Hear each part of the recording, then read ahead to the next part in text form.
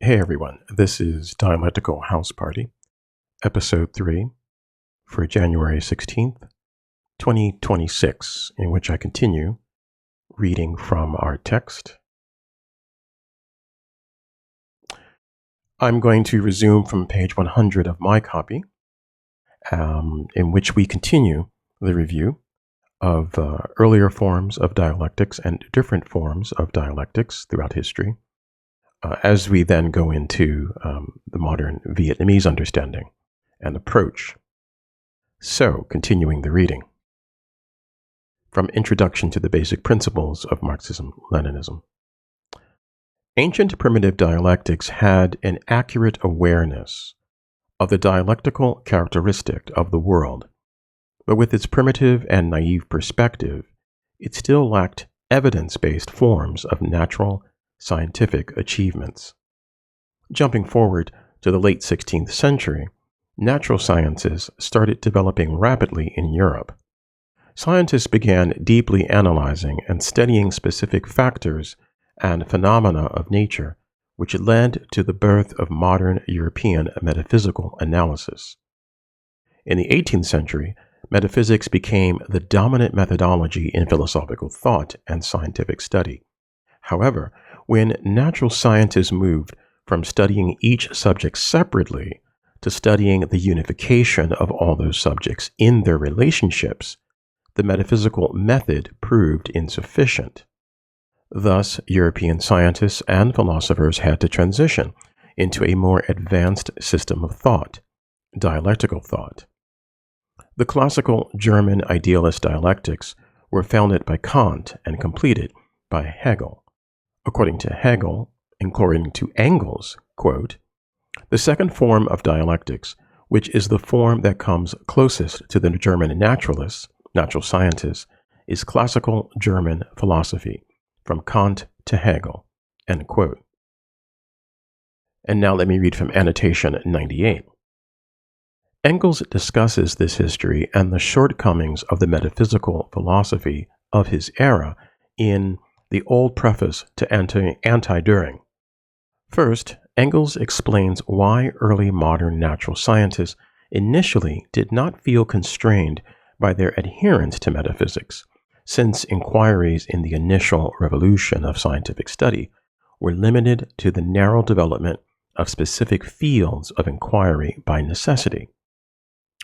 Empirical natural science has accumulated such a tremendous mass of positive material for knowledge that the necessity of classifying it in each separate field of investigation systematically and in accordance with its inner interconnection has become absolutely imperative. Engels goes on to explain that at the time he was writing, enough knowledge had been accumulated within specific distinctive fields that it becomes necessary to begin studying the connections and overlaps between different fields, which called for theoretical and philosophical foundations. It is becoming equally imperative to bring the individual spheres of knowledge into the correct connection with one another. In doing so, however, natural science enters the field of theory, and here the methods of empiricism will not work. Here, only theoretical thinking can be of assistance. Unfortunately, natural scientists were held back by the existing metaphysical theoretical foundations which were dominant at the time as, according to Engels, quote, theoretical thinking is an innate quality only as regards natural capacity. This natural capacity must be developed, improved, and for its improvement there is as yet no other means than the study of previous philosophy, end quote. Metaphysical theory and formal logic were in common use by natural scientists at the time. As Engels explained in On Dialectics and Dialectics of Nature, metaphysics and formal logic could never be as useful as dialectical analysis for examining and unifying concepts from wide-ranging dynamic systems of overlapping fields of inquiry.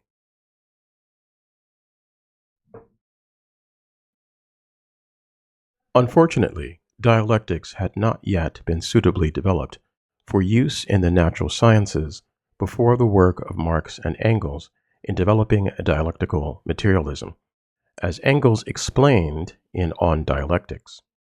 Formal logic itself has been the arena of violent controversy from the time of Aristotle to the present day, and dialectics has so far been fairly closely investigated by only two thinkers, Aristotle and Hegel. But it is precisely dialectics that constitutes the most important form of thinking for present-day natural science, for it alone offers the analog for, and thereby the method of explaining the evolutionary processes occurring in nature, interconnections in general, and transitions from one field of investigation to another. The idealist dialectics of Hegel, see annotation 9, page 10, constituted a major development of dialectics, but the idealist nature of Hegelian dialectics made them unsuitable for natural scientists, who therefore discarded, quote, old Hegelian, end quote, dialectics, and were thus left without a suitable dialectical framework. Again, from On Dialectics, the year 1848, which otherwise brought nothing to a conclusion in Germany, accomplished a complete revolution there only in the sphere of philosophy, and the nation resolutely turned its back on classical German philosophy that had lost itself in the sands of Berlin old Hegelianism. But a nation that wants to climb the pinnacles of science cannot possibly manage without theoretical thought. Not only Hegelianism, but dialectics too was thrown overboard, and that just at the moment when the dialectical character of natural processes irresistibly forced itself upon the mind, when therefore only dialectics could be of assistance to natural science in negotiating the mountain of theory, and so there was a helpless relapse into the old metaphysics. Engels goes on to explain that having rejected Hegel's dialectics, natural scientists were set adrift, cobbling together theoretical frameworks from the works of philosophers, which were plagued by idealism and metaphysics, and which were therefore not suitable for the task of unifying the disparate fields of natural sciences together. Engels again, what prevailed among the public since then were, on the one hand, the vapid reflections of Schopenhauer, which were fashioned to fit the Philistines, and later even those of Hartmann, and on the other hand, the vulgar itinerant preacher materialism of a Volt or a Buchner. At the universities, the most diverse varieties of eclecticism competed with one another and had only one thing in common, namely, that they were concocted from nothing but remnants of old philosophies, and were all equally metaphysical. All that was saved from the remnants of classical philosophy was a certain neo-Kantianism, whose last word was the eternally unknowable thing in itself, that is, the bit of Kant, see annotation 72, page 68, that least merited preservation. The final result was the incoherence and confusion of theoretical thought now prevalent. Engels explains that this lack of a proper dialectical materialist framework had frustrated natural scientists of his era.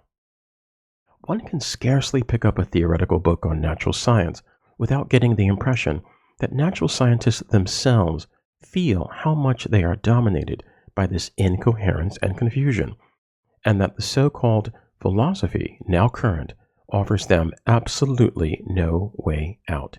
And here, there really is no other way out, no possibility of achieving clarity than by a return in one form or another from metaphysical to dialectical thinking.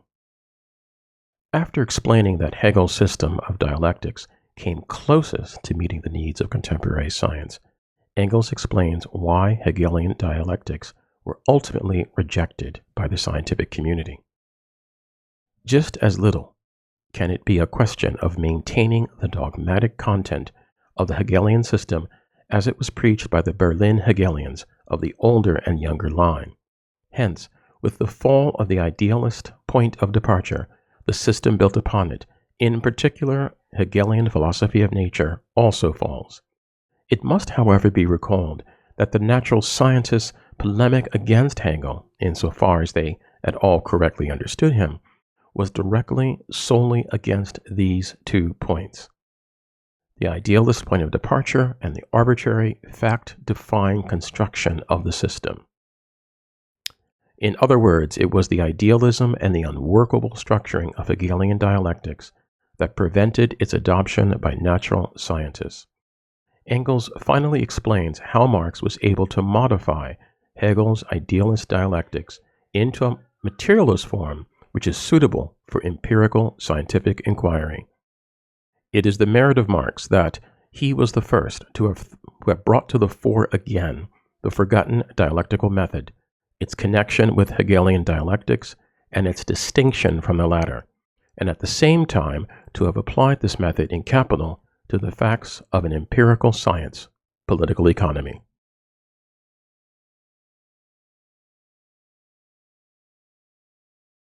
These classical German philosophers, Kant, Hegel, etc., systematically organized idealist dialectics into formal philosophies. Of particular note was Hegel's belief that the dialectical process would eventually lead to an, quote, absolute idea, end quote. This foundational belief in an absolute idea is what chiefly defines Hegelian dialectics as idealist in nature. See annotation 98, page 100. Hegel believed that the subjective dialectic is the basis of the objective dialectic. In other words, Hegel believed that dialectical thought served as the objective dialectics of the material world. According to Hegel, the absolute idea was the starting point of all existence, and that this absolute idea, after creating the natural world, then came to exist within human consciousness. Engels wrote that in Hegelian dialectics, spirit, mind, the idea, is primary, and that the real world is only a copy of the idea. Annotation 99. In the above quoted passage, Engels was explaining why Hegelian dialectics were unsuitable for use in natural sciences. Here is a longer excerpt. First of all, it must be established that here it is not at all a question of defending Hegel's point of departure, that spirit, mind, the idea, is primary, and that the real world is only a copy of the idea. We all agree that in every field of science, in natural as in historical science, one must proceed from the given facts. In natural science, therefore, from the various material forms and the various forms of motion of matter, that therefore in theoretical natural science too, the interconnections are not to be built into the facts, but to be discovered in them, and when discovered, to be verified, as far as possible, by experiment. The German idealists, mostly notably Hegel, built an idealist system of dialectics organized into categories and common laws along with a strict logic of consciousness. Lenin stated that, quote, Hegel brilliantly divined the dialectics of things, phenomena, the world, nature, in the dialectics of concepts. Annotation 100. What Lenin means here is that Hegel inadvertently and unconsciously discovered the concept of reflection. See annotation 68, page 65. Hegel intuitively understood that the material world was reflected in human consciousness, and by extension, subjective dialectics, dialectical thought, reflected objective dialectics of the material world. Hegel's error was an inversion of the ideal and the material. As Marx later pointed out in the afterword to the second German edition of Capital, Volume 1, it is the material which precedes the ideal, and not the other way around. My dialectic method is not only different from the Hegelian, but is its direct opposite. To Hegel, the life process of the human brain, i.e., the process of thinking, which under the name of the idea, he even transforms into an independent subject, is the demiurgos, craftsman, artisan, creator, of the real world, and the real world is only the external, phenomenal form of the idea. With me, on the contrary, the ideal is nothing else than the material world reflected by the human mind and translated into forms of thought. Engels also quoted and emphasized Marx's thoughts in the old preface to Anti-Düring, citing another quote of Marx from the afterword to the second German edition of Capital, Volume 1, further quoted in annotation 100 above. Quote, "The mystification which dialectics suffers in Hegel's hands by no means prevents him from being the first to present in its general form of working in a comprehensive and conscious manner. With him, it is standing on its head. It must be turned right side up again if you would discover the rational kernel within the mystical shell." I'll pause here and continue the reading again next week. We will continue with annotation 101, in which we move from the historical review to the Vietnamese school, more precisely. Idealism, metaphysics, and dialectical materialism. Typically, in places such as social media, for example, we will note debates between leftists and liberals. And by leftists, I mean people who actually have a leftist understanding, not people who claim leftist allegiances but are actually liberals or rad libs, such as you see on many of the podcasts and YouTube shows and so on. A debate between leftists and liberals about actions and the state of the world. And liberals, you will note, very often use idealist ideas. When they talk about the Democrats, they talk about American democracy and so forth.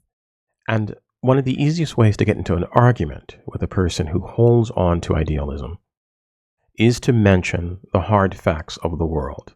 This happens with your family. It happens within yourself, because we are contradictory creatures. There are things that we don't want to accept. So I find this section of the reading very interesting because you can see how it can be directly applied to our lives, in which, for example, I am involved almost every day in debates about so-called artificial intelligence. And we see this Hegelian, well, it's not really Hegelian idealism, it's a degraded form of techno-optimism.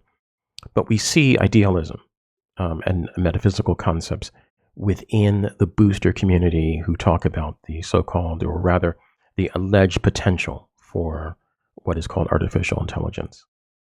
And you see a harder-edged, a more realistic assessment of people who understand how computation works, understand the physical inputs, the physical outputs, the entire superstructure, if you will, of computation under capitalism, and what is and is not possible. So the debate is between, or the argument is between those who want to cling to idealist concepts of progress, for example, and those who are willing to accept the limitations of science, industry, and nature itself, or our understanding of nature. For example, how do we think? We don't actually know. The cognitive scientists are doing a great deal of research.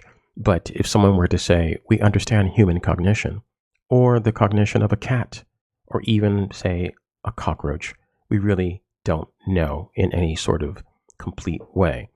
So to say that we can create thinking machines is absurd. That is a materialist perspective. The idealist perspective is that, well, of course, we'll be able to do it because we're humans and we innovate and so forth and so on. So these ideas, the ideas that we are reviewing in this document, apply directly to our everyday lives. Anyway, that's it for today. And in our next recording, I will continue the reading. I hope you're enjoying this, and I hope that you're hanging in there.